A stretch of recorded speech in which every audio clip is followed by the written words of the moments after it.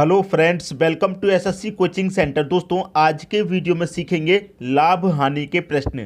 तो दोस्तों, एक ही टाइप के प्रश्न नहीं है, डिफरेंट प्रश्न हैं, ताकि आपका कंसेप्ट जल्दी से क्लियर हो जाए। ठीक है, तो वीडियो को अंत तक देखिएगा, पूरा देखिएगा, सब कुछ समझ में आएगा। चलिए स्टार्ट करते हैं। पहला प्रश्न है, 12 वस्तुओं का विक्रय मूल्य 9 वस्तुओं के क्रय मूल्य के बराबर है। क्या है? बराबर। बस प्रश्न सॉल्व हो गया। लाभ अथवा हानि प्रतिशत ज्ञात करके बतानी है, बता देंगे। देखिए, 12 वस्तुओं का विक्रय मूल्य। क्या विक्रय मूल्य? विक्रय मूल्य मतलब सेलिंग प्राइस। देखिए, 12 वस्तुओं का क्या विक्रय मूल्य? विक्रय मूल्य मतलब सेलिंग प्राइस। ठीक है, 9 वस्तुओं के क्रय मूल्य। क्रय मूल्य मतलब सीपी के क्या है? बराबर है। बराबर है तो बराबर कर दीजिए। ठीक है, अब देखिए यहां पर क्या है, हमारा एसपी है।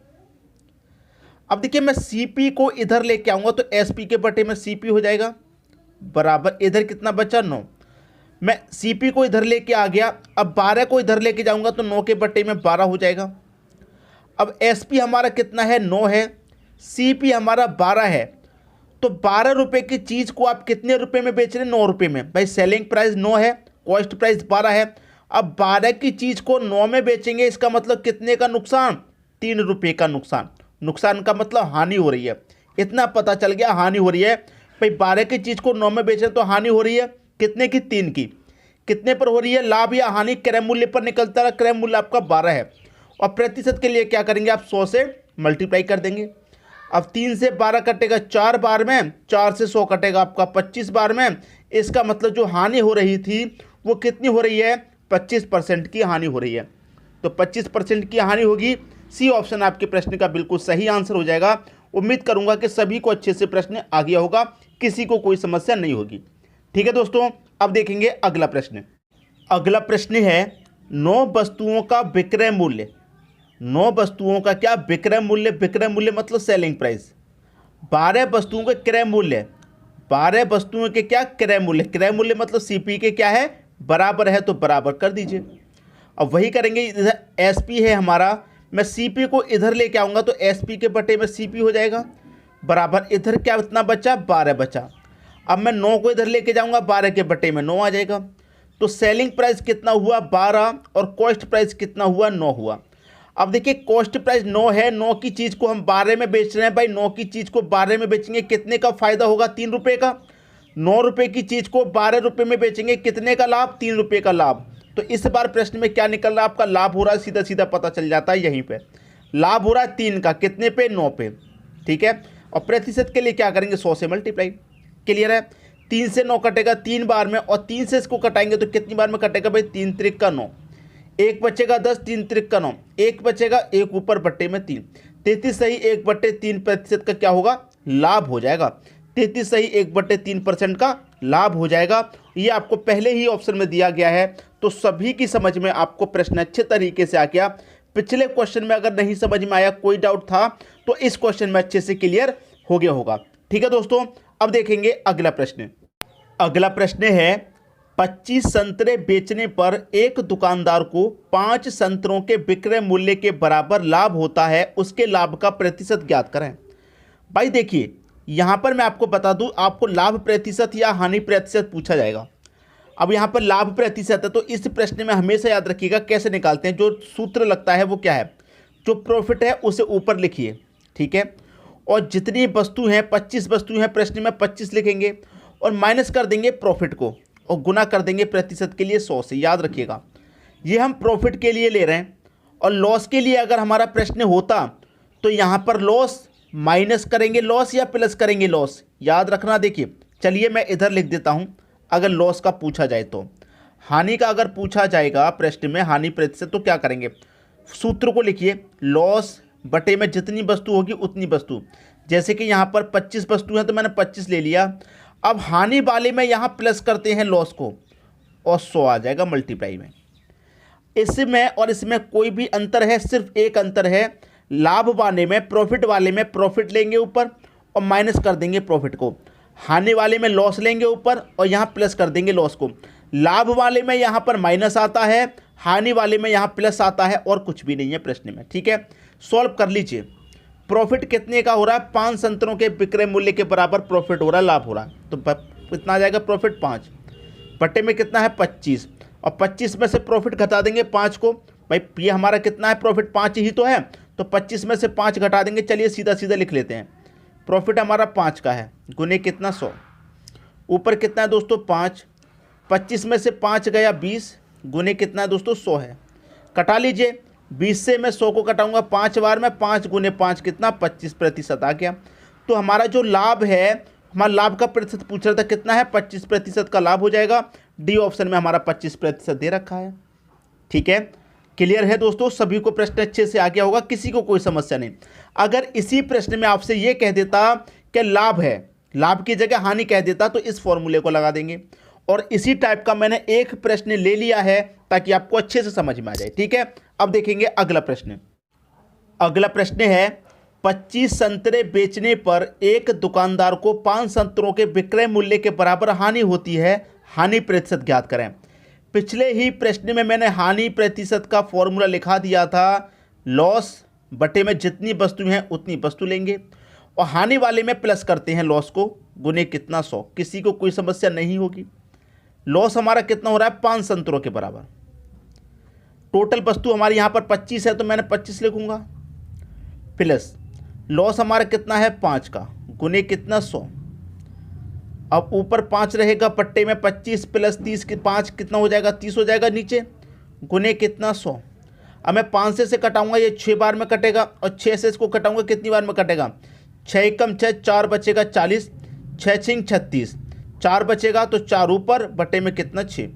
अब देखिए 4 बट्टे 6 है, इसको कटेगा, 2 दूने का 4, 2 त्रिका 6, तो 16 सही ऊपर कितना आ गया 2 बटे में कितना आ गया 3, 16 सही 2/3% का क्या होगा, हानि होगा। 16 सही 2/3 किस ऑप्शन में है, 16 सही 2/3% पहले ही ऑप्शन में है। यह आपके प्रश्न का बिल्कुल सही आंसर हो जाएगा, और सभी को अच्छे से समझ में आ गया होगा। मैंने पहले ही बोला था, एक ही तरीके के प्रश्न नहीं है, टाइप बदल बदल के हम प्रश्न को कराएंगे ताकि सभी टाइप के प्रश्न आपके जल्दी से जल्दी कवर हो जाएं। ठीक है दोस्तों, अब देखेंगे अगला प्रश्न। अगला प्रश्न है, एक दुकानदार 25% तथा 40% की 2 क्रमिक छूट देता है, समतुल्य बट्टा ज्ञात करें। देखिए, अगर आप ऐसा सोचेंगे कि एक छूट उसने 50 की दी, एक 40 की दी, 50 और 40 90 की हो गई, 90 की छूट हो गई, 90 को सही कर देंगे तो ये गलत हो जाएगा। इस तरीके से नहीं करना, इसको करने के तरीके होते हैं, x प्लस वाई प्लस का एक्स वाई बट्टे में 100। बहुत बार ये फॉर्मूला मैंने आपको बताया है।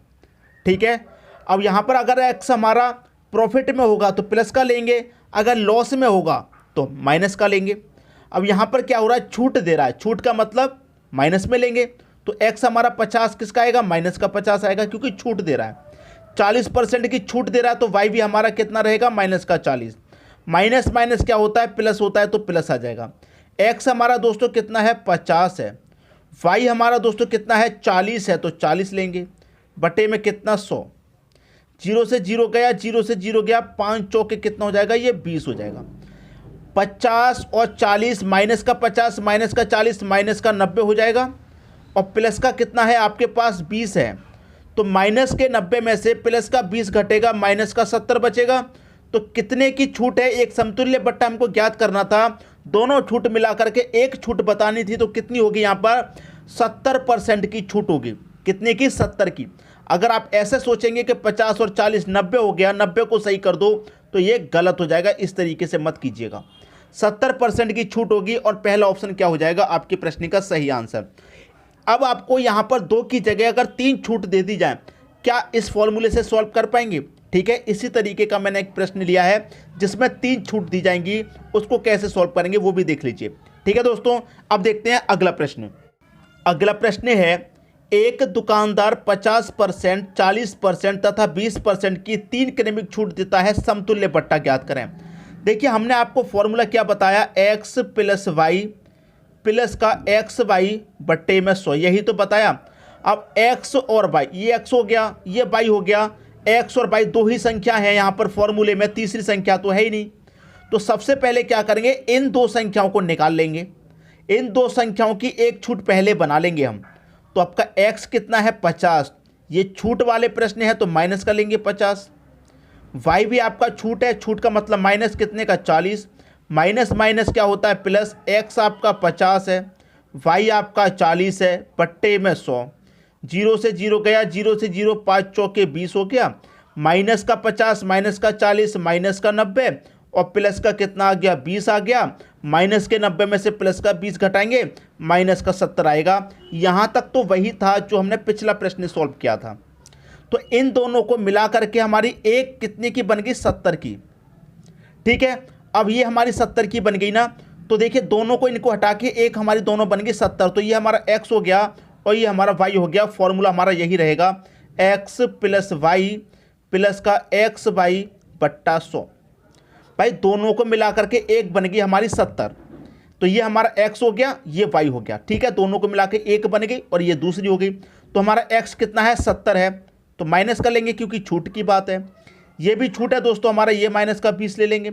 माइनस माइनस प्लस होता है, x आपका कितना है 70 है, y आपका 20 है, गुने कितना 100, जीरो से जीरो गया, जीरो से जीरो 7 दुने का कितना 14, माइनस का 70 माइनस का 20 माइनस का कितना हो जाएगा 90। ठीक है, माइनस का 90 और प्लस का कितना दोस्तों 14। अब माइनस के 90 में से आप प्लस का 14 घटा देंगे, माइनस के 90 से प्लस का 14 घटाएंगे तो कितना बचेगा माइनस का 76। तो 76% का क्या है एकल छूट बनेगी। मतलब तीनों को मिलाकर के कितने की छूट है 76% की छूट है। अगर आपको 3 छूट दी जाए तो पहले 2 छूट को सॉल्व कर लीजिए। ठीक है, दोनों को छूट सॉल्व करने के बाद एक छूट बन गई आपकी 70 की, तो ये आपका x हो गया। और दूसरी वाली जो लास्ट वाली थी तीसरी, वो आपकी y हो गई। अब इन दोनों को रख लीजिए x और y, इसी फॉर्मूले में प्रश्न सॉल्व हो जाएगा। 76% देखिए किस ऑप्शन में है, डी ऑप्शन में है। ये आपके प्रश्न का बिल्कुल सही आंसर हो गया। ठीक है दोस्तों, मैंने पहले ही कहा था डिफरेंट टाइप के प्रश्न कराऊंगा।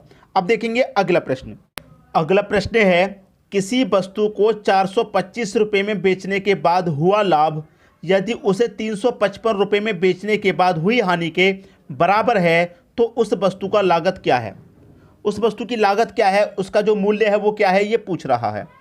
यहाँ पर प्रश्न में समानता क्या है उसे देखिए। जैसे कि हम वस्तु को 425 रुपये में बेचेंगे तो हमें क्या होगा, लाभ होगा।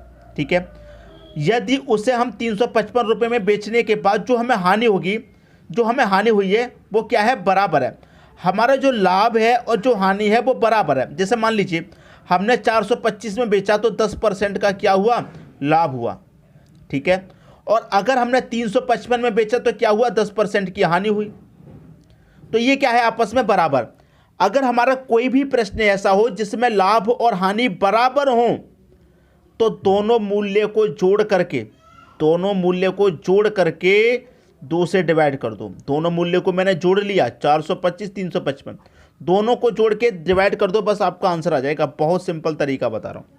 आप इन दोनों को जोड़ेंगे दोस्तों, कितना हो जाएगा, इनको जोड़ने पर हो जाएगा 5 और 5 10 का 0, कैरी का 1, 2 और 5 7, कैरी का 1 कितना हो जाएगा 8। ठीक है, कैरी का 1 8, 4 और 3 7, 780 डिवाइड करना है 2 से, कर दीजिए। 2 त्रिक का 6 कटेगा, 1 बचेगा 18, 2 निम्न 18 और 1 0, 390। ये आपके प्रश्न का आंसर आ गया 390। डी ऑप्शन में दे रखा है, ये हो जाएगा प्रश्न का सही आंसर।